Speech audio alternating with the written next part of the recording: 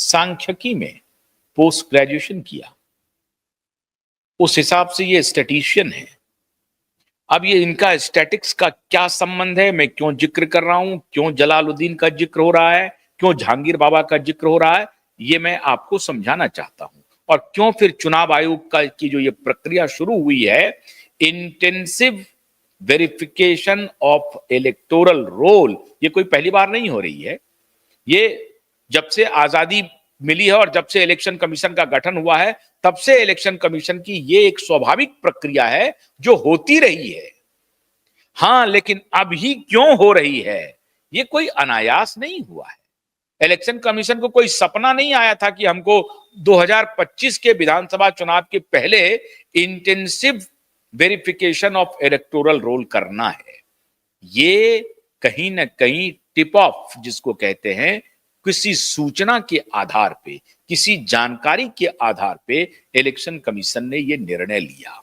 और एक स्वाभाविक प्रक्रिया भी होती है कि जब आबादी बढ़ती है, 18 साल के नए युवा आते हैं, नए वोटर होते हैं, नए वोटर लिस्ट में नाम का जुड़ना, पुराने जो गुजर गए हैं, मृत हो गए हैं, उनके बारे में तहकीकात करना, उनको बाहर निकालना, या जो उस राज्य में नहीं है, किसी दूसरे राज्य के वोटर बन गए हैं या भारत छोड़ के चले गए हैं, उनके बारे में तहकीकात करना, ये सब एक स्वाभाविक प्रक्रिया है इलेक्शन कमीशन की। ये होता ही रहता है, होना भी चाहिए। लेकिन स्वाभाविक प्रक्रिया intensive verification of electoral roll का 2025 विधानसभा चुनाव के पहले आना, जिसको विपक्ष कह रहा है कि डेमोक्रेसी की हत्या हो रही है। राहुल गांधी कल कह रहे थे कि महाराष्ट्र को जिस तरीके से वोट चोरी की, उसी तरीके से बिहार में चोरी करने की बात आप कहते रहिए। महाराष्ट्र में भी वही खेल हुआ है, महाराष्ट्र में भी वही खेल हुआ था। और इसीलिए महाराष्ट्र में तो आपको वहां कोई इंटेंसिव वेरिफिकेशन नहीं हुआ था, लेकिन जिन जिन राज्यों में आशंकाएं हैं, वहां पर इलेक्शन कमीशन ने काम प्रारंभ कर दिया है। आशंका क्यों हुई?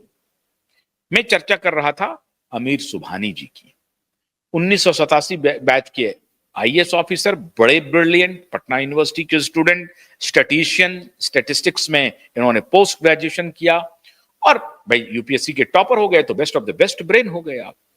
ये और बात है कि यही टॉपर दूसरी दफा एग्जाम देते तो हो सकता है फेल कर जाते, फिर तीसरी दफा देते तो टॉपर नहीं होते, 500वां रैंकिंग होता। ये यूपीएससी की एक खासियत है, या किसी भी एग्जाम की एक खासियत है। एक एग्जाम विशेष में टॉप कर जाना आपके ज्ञान का पूरा सिंबल नहीं है, क्योंकि उसी एग्जाम में, उसी के दूसरे एग्जाम में आप फेल भी कर सकते हैं। और ऐसे बहुत सारे एग्जामिनी हैं जो एक एग्जाम में कम स्कोर लाया, दूसरे एग्जाम में बैठे तो पता चला फेल करके। अपना रैंक इंप्रूव करने के लिए किसी को अगर इनकम टैक्स मिला हुआ है, या किसी को कोई और डिपार्टमेंट मिल गया है, या एलाइड सर्विस में चले गए हैं, तो वो अपना रैंक इंप्रूव करने के लिए, एडमिनिस्ट्रेटिव सर्विस में आने के लिए, डायरेक्ट एडमिनिस्ट्रेटिव सर्विस में आने के लिए जो उन्होंने पुनर्परीक्षा दी, तो वो फेल कर गए। इसका मतलब क्या था? जो पहली बार जो पास किए थे वो इस लायक भी नहीं थे, क्योंकि दूसरी बार फेल कर गए। तो पहला मिथ तो ये हटा लीजिए कि ये जो topper topper topper topper topper topper का जो नैरेटिव बनाया जाता है, उस नैरेटिव का कोई सत्यता से लेना देना नहीं है। अगर किसी एक पर्टिकुलर एग्जाम विशेष में टॉप कर जाना उनके सर्वज्ञ होने का पैरामीटर नहीं है। पहली बात तो ये क्लियरिटी कर लीजिए। और ऐसे आपको सैकड़ों उदाहरण मिल जाएंगे जो एक एग्जामिनी जिन्होंने अभी एग्जाम दिया और दूसरे एग्जाम में वो फिर उसी एग्जाम में फेल कर गए। ये दोबारा रिपीट करने की आवश्यकता नहीं है, इसको आप अपने मन से पहले हटा लीजिए। लेकिन मैं ये जिक्र क्यों कर रहा आमिर सुबहानी का? आमिर सुबहानी, चेहरे पे दाढ़ी देख ही रहे हैं आप। मैं ये नहीं कह रहा हूं कि वो एक विशेष कम्युनिटी से आते हैं, पहले ऐसे व्यक्ति हैं जो एक विशेष कम्युनिटी से आने वाले हैं और बिहार के चीफ सेक्रेटरी बने। 2022 से लेकर के 2024 तक चीफ सेक्रेटरी थे। ये इनका उत्तरार्थ है, जब ये अपने सेवा समाप्ति की तरफ है। चीफ सेक्रेटरी रहे, चीफ सेक्रेटरी के पहले का एक बड़ा ही इनका कारनामा है, और वो कारनामा बड़ा अद्भुत है। एक स्टैटिशियन, अब ध्यान रखिए, इनकी काबिलियत क्या है?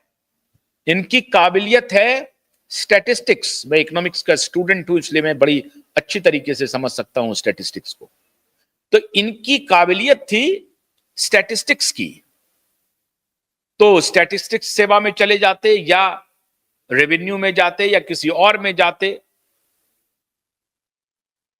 माननीय इतने ब्रिलियंट थे, इतने करीबी थे माननीय मुख्यमंत्री नीतीश कुमार जी के, कि पहला टेन्योर इनका एज ए होम सेक्रेटरी 4 साल रहा। पहला टेन्योर 4 साल का टेन्योर होम सेक्रेटरी।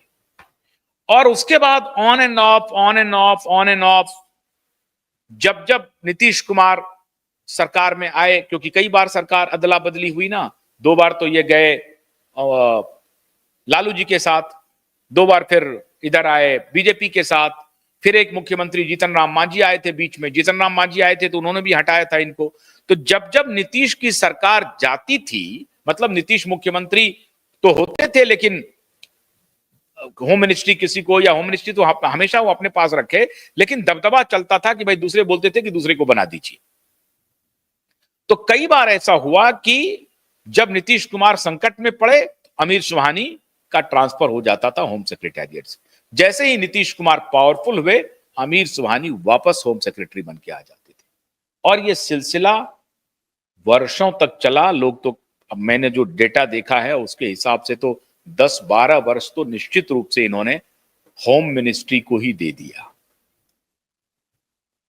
अब एग्जैक्ट जब आप इसका आंकड़ा निकालेंगे तो हो सकता है कम हो, लेकिन 4 साल तो ये एक साथ होम सेक्रेटरी रहे। Longest serving home secretary in the history of Bihar. अगर आप सर्च करेंगे तो he will be the longest serving IAS officer who held the post of home secretaryship in the Ministry of Home. He was the one. ये अकेले व्यक्ति थे जिन्होंने इस पोस्ट को लिया।